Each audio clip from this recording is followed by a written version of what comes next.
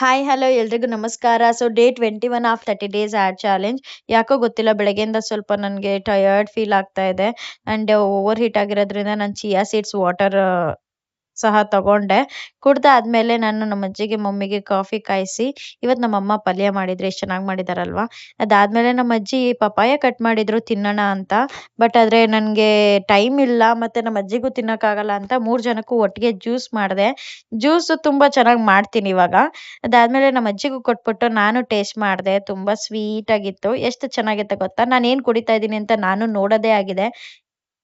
ಅದಾದ್ಮೇಲೆ fresh up ಆಗಿ ನಾನು ರೆಡಿ ಆದೆ. ರೆಡಿ ಆಗ್ಬಿಟ್ಟು ಇವತ್ತು ದೇವಸ್ಥಾನಕ್ಕೆ ಹೋಗಿ ಆಮೇಲೆ ಆಫೀಸ್‌ಗೆ ಹೋಗೋಣ ಅಂತ. ಯಾಕಂದ್ರೆ ಇವತ್ತು ಟ್ಯೂಸ್‌ಡೇ. ಅದಕ್ಕೆ ನಾನು ಸುಬ್ರಹ್ಮಣ್ಯ ದೇವಸ್ಥಾನಕ್ಕೆ ಹೋಗ್ಬಿಟ್ಟು ದೀಪ ಹಚ್ಬಿಟ್ಟು ಆಫೀಸ್ ಮುಗಿಸ್ಕೊಂಡು ಮನೆಗ್ ಬಂದೆ. ಮನೆಗ್ ಬಂದಾದ್ಮೇಲೆ ಪಾಪ ಮಮ್ಮಿ ಎಲ್ಲ ಈ ರೂಮ್ ಎಲ್ಲ ಫುಲ್ ಕ್ಲೀನ್ ಮಾಡಿದ್ರು.